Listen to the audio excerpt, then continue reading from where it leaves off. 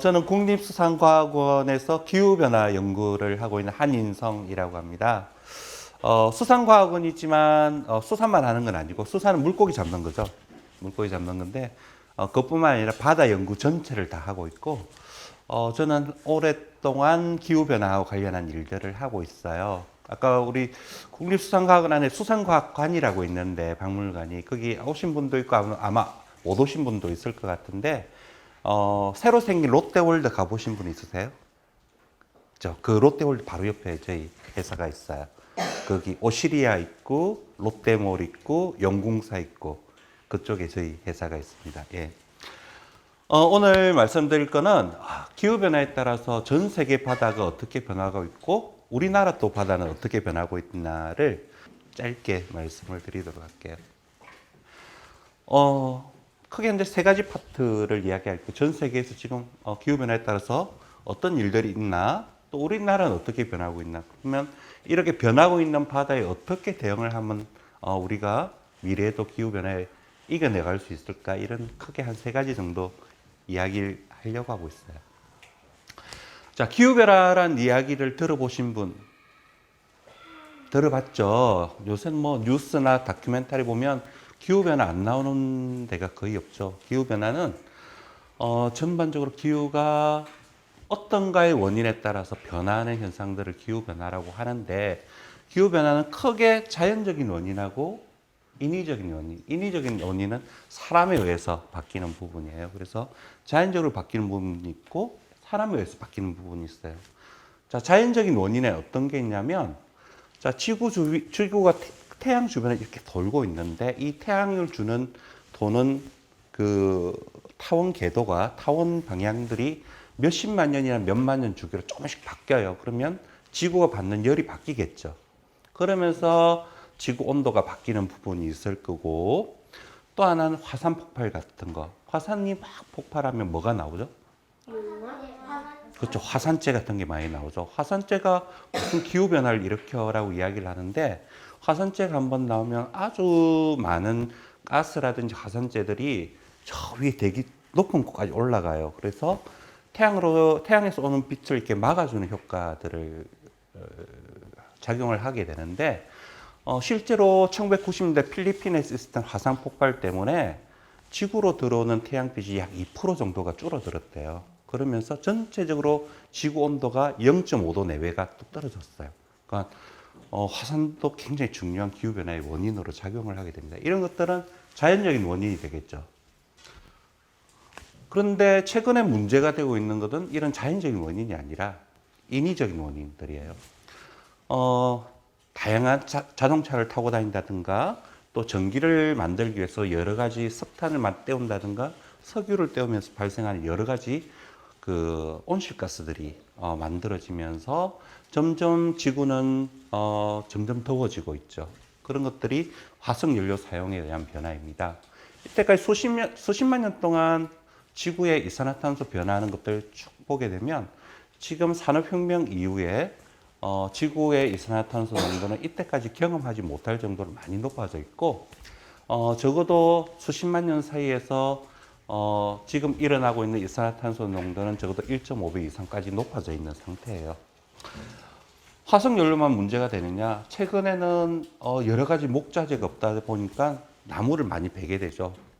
아마존 주변에 울창한 숲들이 없어지고, 또 산불들도 많이 발생하면서 이런 숲이 파괴가 돼요. 숲이 파괴가 되면 뭐가 없어지죠?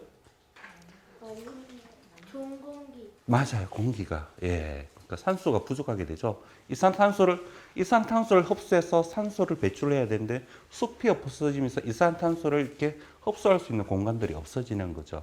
그러면서 점점 기후변화가 심각하게 되는 거예요. 자, 여러분들 기상하고 기후, 이 두 가지 용어에 대해서 구분을 할 수가 있나요? 기상은 이야기 많이 들어봤죠.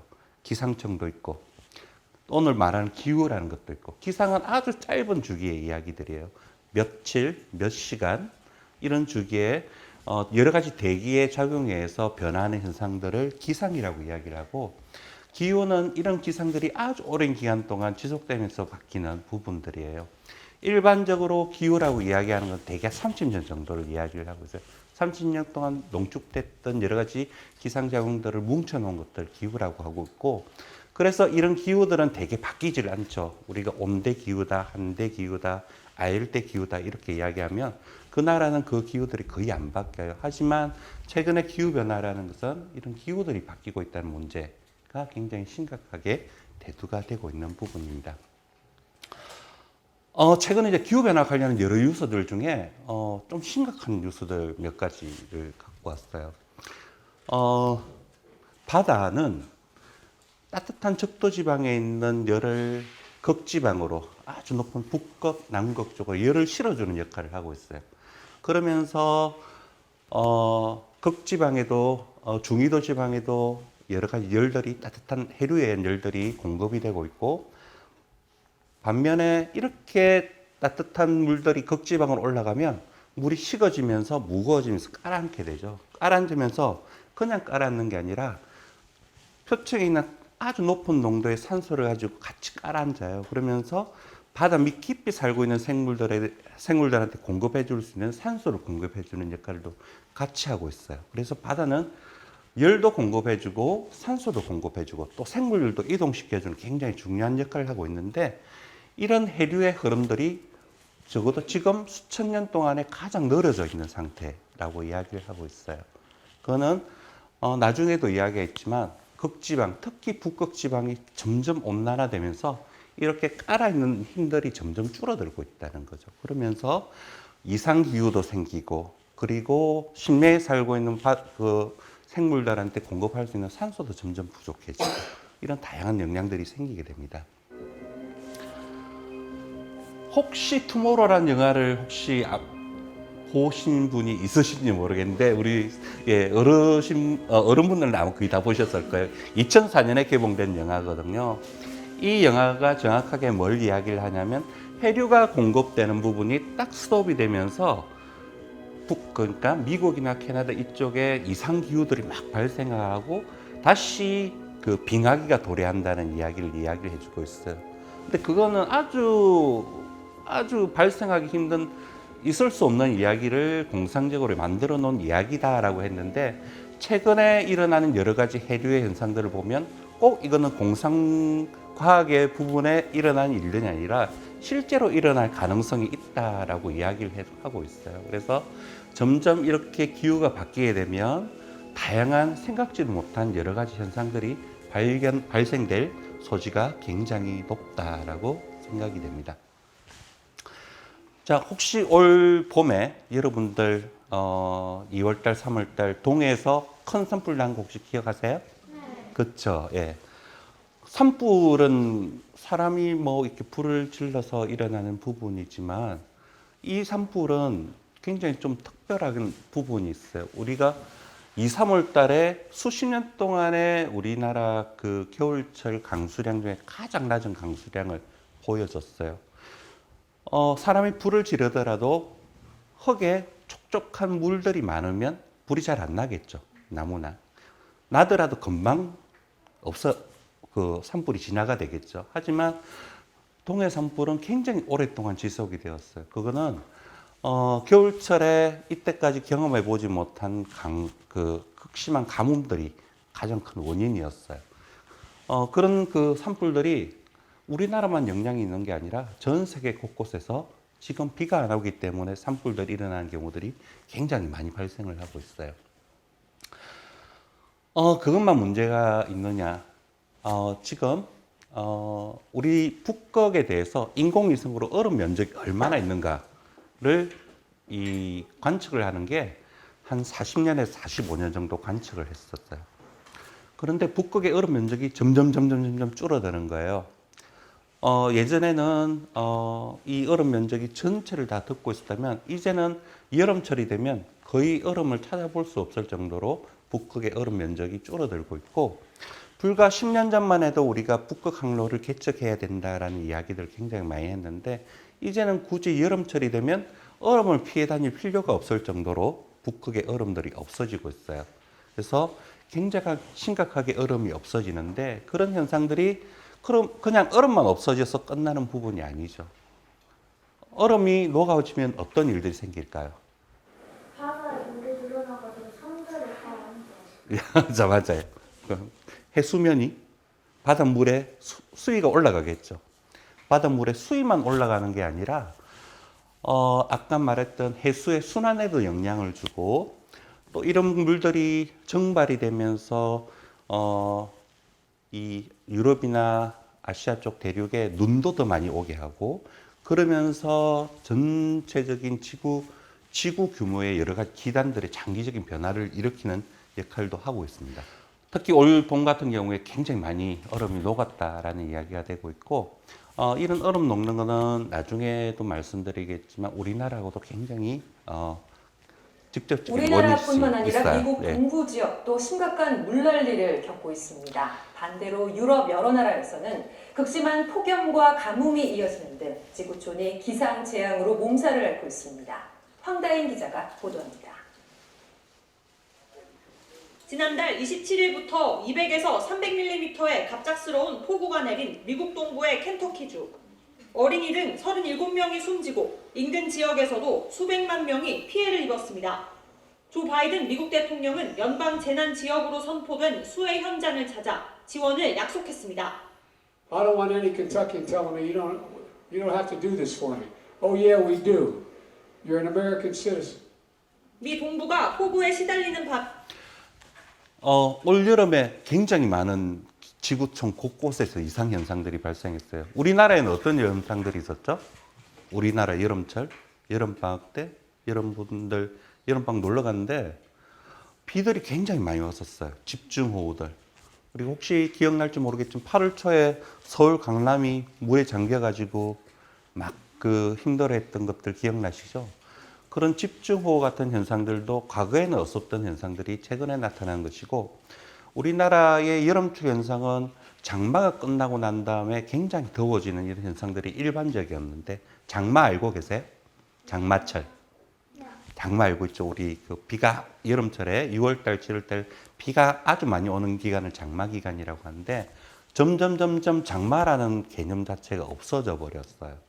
이제는 올해는 공식적으로 장마가 종료된 게 7월 말이었지만 7월 20 말이었지만 실제로는 장마의 역할을 이제 못하는 거예요.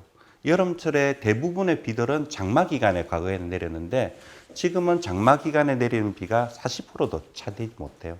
나머지 기간에 다 내리는 거죠.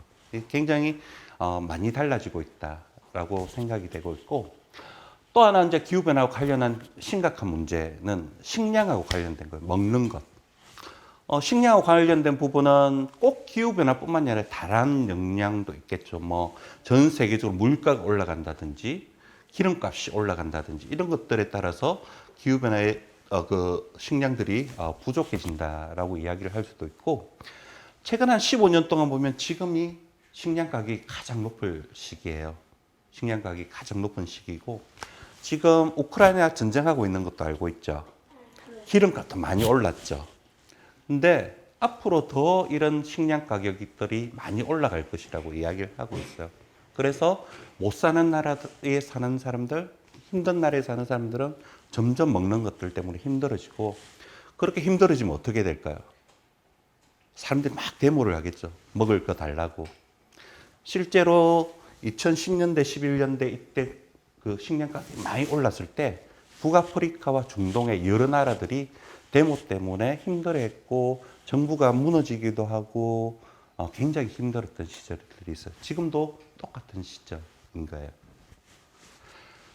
자, 이런 기후변화 여러 가지 일들이 있는데 앞으로 지금 기후변화에 따라서 해양이 어떻게 변하고 있고 앞으로 어떻게 변할까를 조금 보도록 할게요. 해양이 이때 또 전 세계 해양의 관측이 시작된 게 한 140년 정도가 돼요. 140년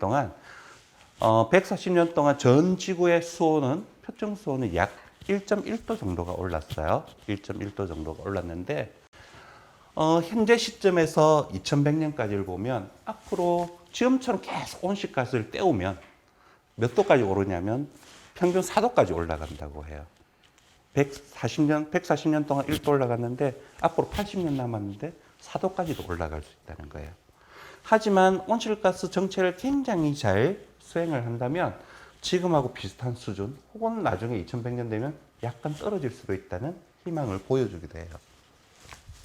자, 수온은 그런데 열 용량이라는 게 있어요. 열 용량은 바다 표층에서부터 바닥 저 밑에까지 열을 다 더한 거예요. 열을 다 더한 것들이 1980년대까지는 크게 변화가 없다가 80년대 후반부터 열 가지고 있는 양이 굉장히 많이 늘어나고 있다는 걸 볼 수가 있죠. 그게 바다 표층뿐만이 아니라 중층이나 심층에서도 다 올라가요. 열들이 굉장히 많이 농축이 되고 있다는 거예요. 자, 인간이 배출하는 여러 가지 열들이 다 어디로 가냐? 열들의 90%를 바다가 흡수를 해요. 바다들이 계속 흡수를 하면서 지구가 더 더워지지 않기 위해서 많은 역할들을 하고 있는데 벌써 바다는 이제 열량들이 꽉꽉 차고 있는 거예요. 그래서 온실가스 정책을 아주 잘 수행을 한다 하더라도 바다의 열량은 미래에도 그렇게 많이 줄어들진 않아요. 이미 배출된 열량 때문에. 그래서 이 바다는 점점 계속 더워지는 방향으로 나아갈 거예요. 공기를 데우는 데 드는 열하고 물을 데우는 데 드는 열하고 몇 배 정도 차이가 날까요? 공기를 데우는 게 쉬울까요? 물을 데우는 게 쉬울까요? 공기가 쉬울걸요. 공기를 데우는데 우리가 기온은 확 더워졌다가 확 시원해지죠. 바닷물들은 굉장히 천천히 올라갔다가 천천히 식죠. 그래서 공기를 데우는 열보다 물을 데피는 데 필요한 열이 한 4배 정도가 더 많아요. 그래서 훨씬 더 바닷물을 데피기는 어렵고 그만큼 식히기도 어려운 거예요. 또 하나는 최근은 이렇게 아주 장기간에 걸쳐서 일어나는 수온 변화뿐만 아니라 여름철에 갑자기 막 수온이 높아져서 물고기들이 죽는 현상들이 양식장에 있는 물고기들이 막 죽고 그래요. 혹시 그런 거 뉴스에서 보신 분 있어요? 여름철에 막 물고기들 고수온으로 막 죽었다 있죠. 그게 우리나라에 예전에는 자주 있었던 현상이 아니에요. 2010년대 여러분들 아마 태어났을 때쯤부터 우리나라 바다에서 이상 고수온이라는 것들이 발생을 하고 그 고수온에 따라서 매년 여름에 수백억 원어치의 물고기들이 그냥 그 고수온 때문에 죽게 돼요. 그런 현상들이 전 세계 곳곳에서 일어나고 있는데 우리나라도 이렇게 자주 일어나는 해역으로 보고가 되고 있어요. 그런 현상들이 지금보다도 미래 쪽으로 가게 되면 적어도 수십 배 이상 더 잦게, 더 강하게 발생을 할 가능성이 높다라고 이야기를 하고 있어요. 이렇게 그 수온만 바뀌는 게 아니라 수온이 바뀌게 되면 여러 가지 이제 화학적인 현상들도 바뀌게 돼요. 표층에 있는 산소도 줄어들고 영양염이라고 해서 플랑크톤들이 살 수 있는 영양분들이 있는데 그런 영양분들도 줄어들게 되고 또 식물 플랑크톤, 그러니까 바다에 있는 그 광합성한 조그만 부유 생물들 이런 것들도 양이 줄어들게 돼요. 전체적으로 바다에 살고 있는 생물들을 보면 적도 주변에 있는 생물들이 가장 많이 줄어들고 양도 줄어들고 종도 줄어들고 극지방은 2100년대까지는 양도 늘어나고 종도 늘어나요. 그럼 우리가 있는 중위도 지방은 어떻게 될까요? 중위도 지방은 굉장히 변동성도 크고 지역에 따른 편차도 굉장히 커질 것으로 이야기를 하고 있어요. 그래서 이런 해양 생물들의 변화가 굉장히 크게 일어날 것이다. 우리나라 사람들은 굉장히 수산물을 좋아해요. 여러분들 물고기 좋아해요? 네. 좋아해요? 네. 이 지도 안에 있는 그 색깔들이 보이시죠? 지도 안에 그 색깔들이 있는데 보면 그 동물성 단백질들, 육류도 있고 뭐 수산물도 있고 여러 가지 이제 동물성 단백질 중에서 수산물에 대한 의존도가 높은 정도를 진하게 이렇게 표시해 놓은 거예요. 우리나라는 전체 동물성 단백질 중에서 수산물이 차지하는 비중이 약 35% 정도가 돼요. 굉장히 높아요. 그러니까 적도 지방에 있는 여러 나라들, 도서 국가들을 제외하고 비슷한 정도의 경제 규모 국가 중에서는 가장 동물성 단백질 중에서 수산물에서 얻는 것들이 많아요. 여러분들 참치도 좋아하고 김도 좋아하고 많이 먹죠. 그만큼 그 수산물에 의존을 많이 하는데 앞으로 여러분들이 아주 할머니가 될 때는 지금보다 물고기들이 적어도 10% 이상 덜 잡히게 되는 거예요. 그러면 점점 식량은 줄어들게 되고 우리나라 사람들은 계속 수산물을 좋아하고 있고 그런 문제들이 생기게 됩니다. 어쨌든 바다는 아까도 말했듯이 전 지구의 열의 90%를 흡수를 하고 배출되는 이산화탄소의 25%를 흡수를 해요. 그러면서 지구가 지금처럼 살기 좋은 지구로 남기 위한 여러 가지 조절자 역할을 하고 있는데 그런 조절자 역할들이 이제는 점점 하기 힘든 상황으로 바뀌고 있다라고 이야기를 드릴 수 있을 것 같아요. 한 140년 정도 아까 우리 그 해양 관측이라는 것들이 있어가지고 바다 온도가 이렇게 바뀌고 있다라고 이야기를 했어요. 한 140년 동안 몇 도 정도 올랐다고 말했죠, 제가? 네, 1.1도쯤 올랐어요. 1.1도 정도 올랐어요. 자, 1.1도가 전 세계 바다 골고루 1.1도가 오른 게 아니에요. 특히 많이 오른 곳이 있는데 남미 남쪽하고 아프리카 서쪽 그리고 우리나라 주변 이 세 군데가 전 세계에서 가장 수온이 많이 높게 올라간 해역이에요. 120년 동안 보면 우리나라 해역의 수온 상승 굉장히 높다라고 말씀을 드릴 수가 있고 그거를 전 세계하고 비교해 보면 약 2.5배 정도 빨라요. 빠른 속도로 우리나라 해역이 높게 올라가고 있어요. 왜 그럴까요? 왜 우리나라 해역은 전 세계 해역에 비해서 이렇게 수온이 빨리 올라갈까? 예? 맞아요. 이적인 것도 있어요. 자, 하나는 최근에 시베리아 고기압, 북태평양 고기압 이런 이야기 많이 들어보셨어요? 들어보셨어요. 네. 그런 겨울철하고 여름철을 대표하는 여러 가지 우리나라에 영향을 주는 기단들이 굉장히 크게 변화하고 있다라는 게 첫 번째 이유고요. 그건 기후 변화의 이유. 두 번째는 우리나라에는 저희도에서부터 우리나라 쪽으로 열을 싣고 오고 있는 따뜻한 해류가 있어요. 그 해류의 세기가 1980년대, 90년대부터 굉장히 많이 늘었어요. 그러니까 해류가 열도 많이 실어다 주고 대기로부터 열도 많이 들어오고 또 우리나라 해역은 동해도 그렇고 서해도 그렇고 막혀 있는 해역이에요. 막혀 있다 보니까 동해도 아주 좁고 얕은 수로에 의해서만 이렇게 통로가 되어 있지 다 막혀 있는 해역이에요. 이런 기후변화에 취약한 해역이에요. 또 한국이나 일본이나 중국이나 최근에 산업화가 굉장히 많이 일어나다 보니까 지역적으로 여러 가지 온실가스 발생들이 많이 생기죠. 이런 것들이 전체적으로 우리나라 해역의 수온 상승이 높게 일어나는 원인으로 지목이 되고 있어요. 자, 표층은 수온이 많이 올라가는데 동해 같은 경우 100m 수온을 보면 수온이 오히려 내려가고 있어요. 왜 수온이 내려가지? 그래서 100m하고 표층하고 100m하고의 두 수천 간의 온도 차는 점점 커져가고 있어요. 그 가장 큰 원인 중에 하나는 겨울철에 시베리아 고기압이 점점 약화되다 보니까 계절풍들이 줄어들죠. 바람이 줄어들어요. 바람이 강하게 불어야지 표층하고 그 밑에 층을 섞어주죠. 섞으면서 위에 뜨거운 물하고 밑에 차가운 물을 막 섞어주는 효과가 있는데 이런 바람이 없어지다 보니까 어떻게 되겠어요? 안 섞이죠. 그럼 표층은 점점 따뜻해지고 그 아래층은 예전에는 위에 따뜻한 물들이 밑에까지 공급이 됐는데 공급이 안 되는 거예요. 그럼 밑에 층은 또 차가워지는 거예요. 이 두 층 사이에 층이 굉장히 강하게 형성이 돼요.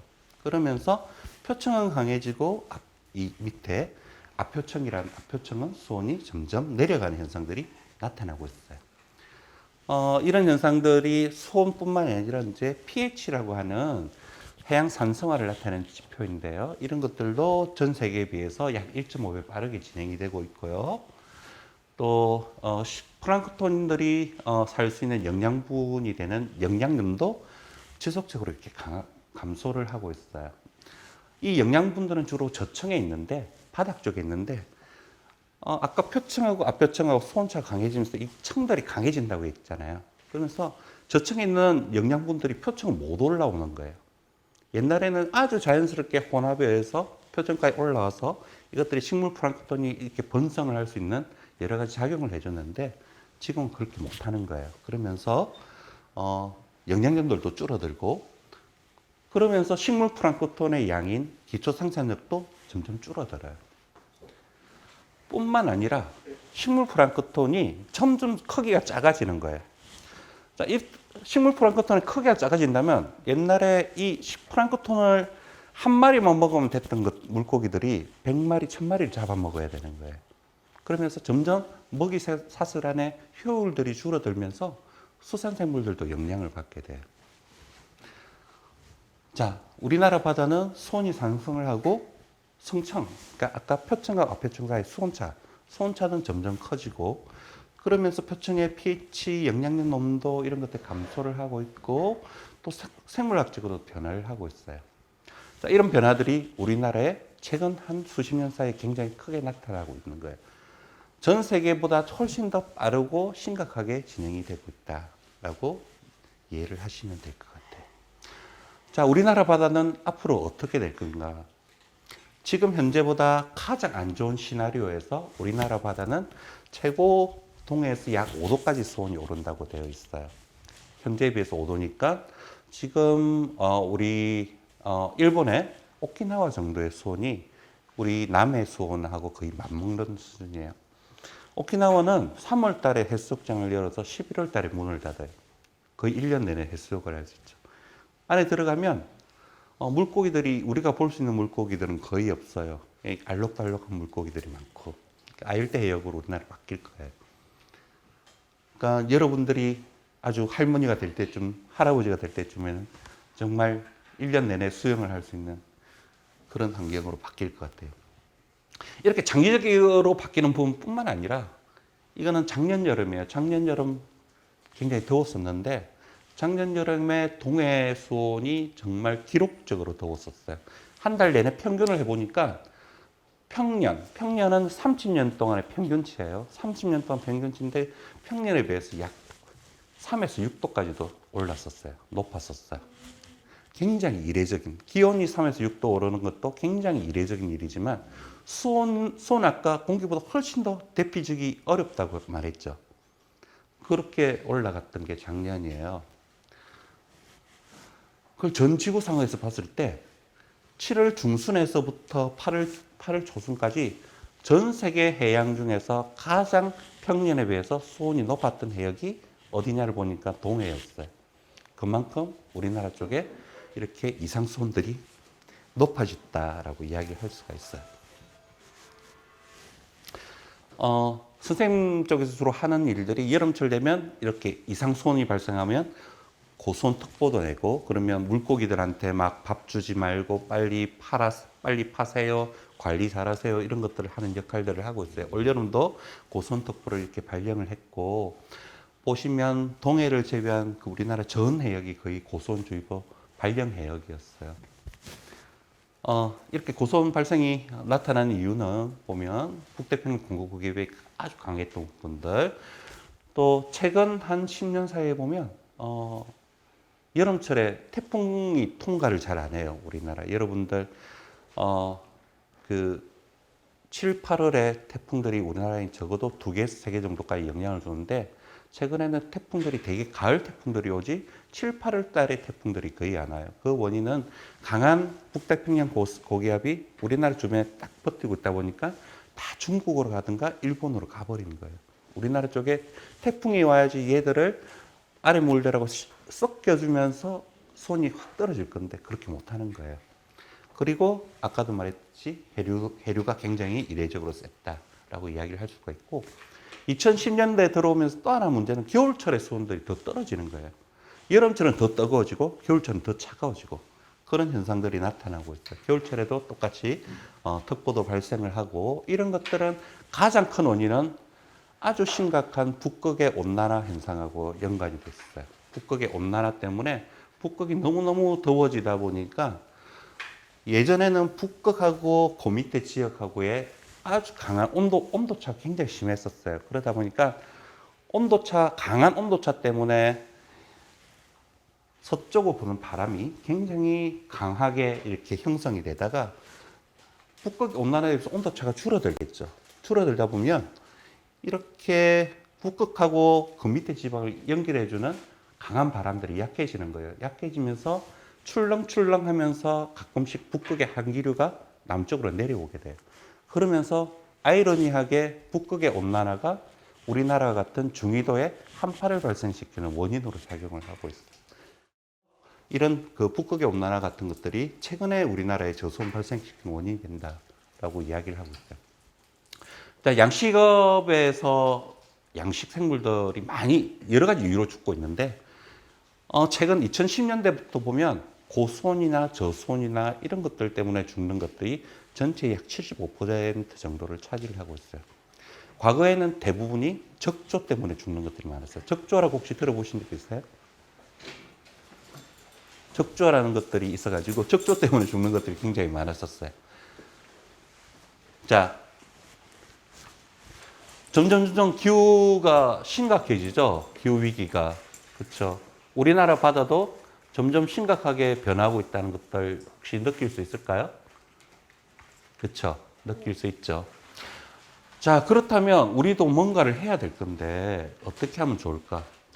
지금하고 똑같은 장소에서 물고기를 키우면 앞으로는 더 물고기가 많이 죽을 수 있겠죠. 그렇죠. 그러면 물고기가 더 잘 살 수 있는 해역으로 점점 양식을 하는 양식장들을 옮겨야겠죠. 그렇죠. 그러면서 앞으로 어디가 양식을 더 잘하게 양식을 할 수 있을지, 오랫동안 양식이 가능할지 이런 것들을 예측하는 연구도 하고 있고요. 여러분들 고등어 좋아하세요? 네. 고등어 지금 요새 안 잡혀가지고 큰일인데, 고등어들도 지금은 주로 남해안에 잡히는데 2050년대가 되면 주로 동해안에 잡히게 돼요. 물고기들이. 그렇게 되면 거기 잘 잡힌 해역 근처에 모든 인프라들이 만들어져야겠죠. 그러면서 변하는 것들, 변동 예측 같은 것들도 저희들이 하고 있어요. 혹시 김도 좋아하세요? 네. 우리나라가 수산물 중에 수출품 1위가 김이에요. 조미김. 외국 사람 되게 좋아하죠. 이 조미김이 김의 생산량이 2100년이 되면 지금의 60% 정도까지 줄어들어요. 김은 주로 겨울철에 재배를 하거든요. 차가워져야 재배가 되는데 점점 뜨거워지다 보니까 재배할 수 있는 기간이 3분의 1 정도 줄어드는 거예요. 그리고 김을 처음 그러니까 여름에 모내기 하듯이 김도 가을이 되면 모내기 하듯이 채매라는 것들을 하게 되는데 지금은 9월 말에 이 김을 김 농사를 처음 시작할 수 있는데 2100년이 되면 11월 달이 돼야지 첫 농사를 지을 수 있는 거예요. 그래서 생산 기간이 훨씬 줄어들면서 생산량도 많이 줄어들 거다라고 이야기를 하고 있어요. 그리고 여러 가지 이제 수산재해들도 많이 발생할 거고 또 이런 것들을 해결하기 위해서 다양한 관측이나 예측 기술도 만들고 할 거예요. 자, 이렇게 하다 보면 뭔가도 또 열에 잘 견딜 수 있는 여러 가지 품종 개발 같은 것도 필요하겠죠. 똑같은 넙치나 이런 것들을 키우는 게 아니라 더 열에 잘 견디게 하는 품종 같은 것들을 개발해요. 요새 유전자 기법을 이용한 여러 가지 그 생물들을 이용한 그 방법들이 있어요. 그래서 고수온에 잘 견디는 물고기들을 만들어내는 기술을 개발을 하고 있고요. 또 실제로 아열대 쪽에 사는 물고기들을 데리고 와서 우리나라 쪽에 있는 물고기랑 이렇게 교잡을 시켜가지고 따뜻한 물에 잘 키울 수 있고 상품성도 굉장히 높은 물고기들을 새롭게 품종을 개발을 해요.